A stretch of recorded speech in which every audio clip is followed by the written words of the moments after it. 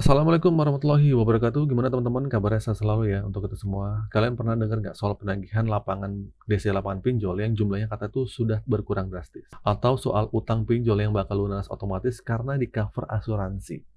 Nah, di video ini kita bakal kupas tuntas ya mitos-mitos dan bagaimana POJK nomor 11 tahun 2024 dan POJK nomor 20 tahun 2023 sebenarnya membawa angin segar buat kita yang lagi galau mikirin utang pinjol.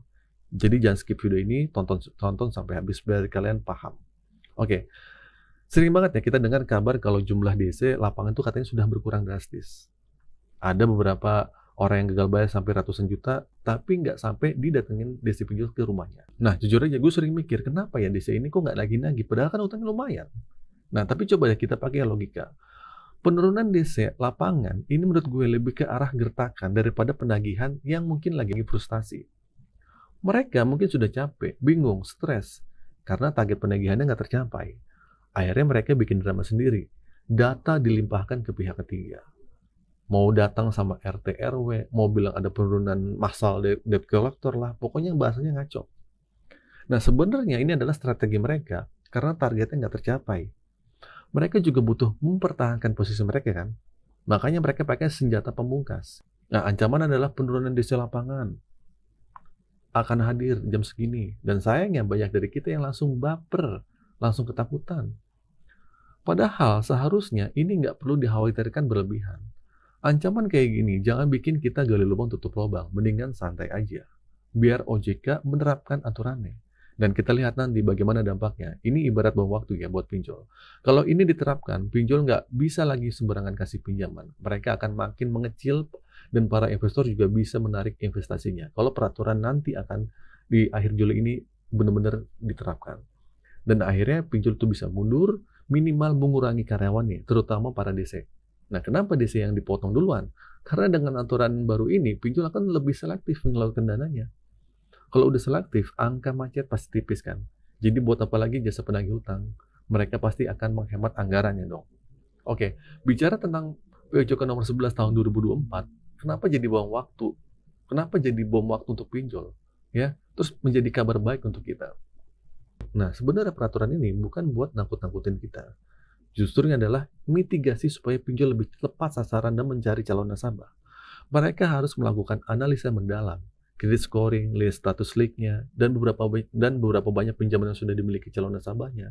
Ini sebenarnya keuntungan besar buat kita. Kenapa?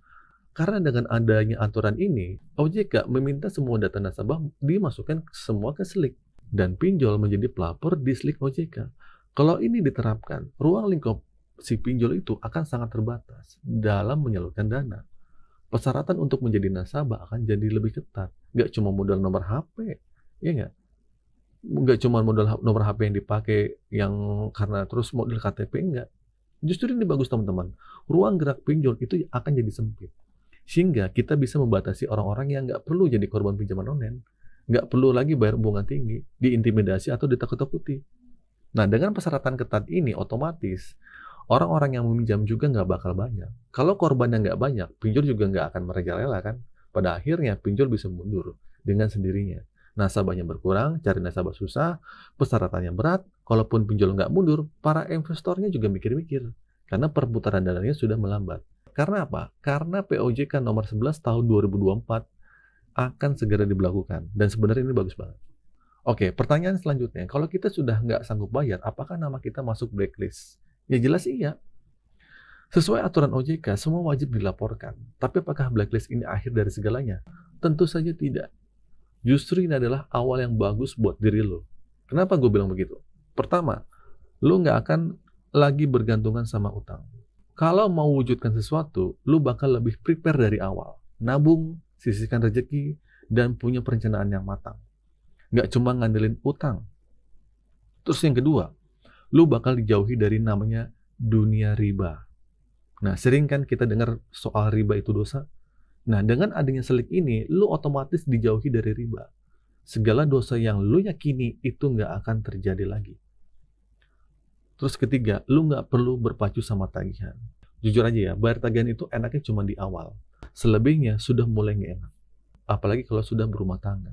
Mata pencarian susah, pertengkaran dalam rumah tangga bisa muncul, Dengan lu nggak berutang lagi, pertengkaran itu nggak akan mungkin terjadi karena lu nggak buru-buru memenuhi keinginan lu, tapi lebih fokus pada kebutuhan hidup. Nah terakhir nih, lu nggak perlu lagi dibebani bunga tinggi, denda besar, atau dikejar-kejar, DC dicaci maki juga enggak, atau dihina-hina si DC yang nagih-nagih lu juga. Nah ini sisi positifnya. Sisi negatifnya cuma satu, lu cuma nggak bisa berutang lagi. Emang kalau lu nggak bisa berutang lagi, lu bakal mati? Ya enggak dong, jadi santai aja. Oke, tentang masalah asuransi pinjol atau klaim otomatis lunas, ini jangan salah paham. Ada mitos yang paling sering banget gue dengar, pinjol itu sudah di cover asuransi. Ya, tinggal klaim asuransi, beres utang. Tapi hati-hati sama pemahaman ini. Ya, memang benar OJK mewajibkan pinjol bekerja sama dengan asuransi untuk memitigasi risiko gagal bayar. Tujuannya untuk menyelamatkan dana para lender. Nah, tapi klaim asuransi ini nggak sesempil itu. Dan utang kita nggak otomatis lunas cuma karena telat bayar. Coba pakai logika. Kalau semua yang telat bayar di cover asuransi, berarti angka kerugian pinjol nggak ada dong.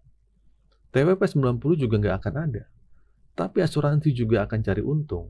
Kalau potensi kerugiannya besar terus-menerus, mereka bisa bangkrut akhirnya. Nah, POJK nomor 20 tahun 2023 sebenarnya sudah mengatur tentang produk asuransi yang dikaitkan dengan kredit.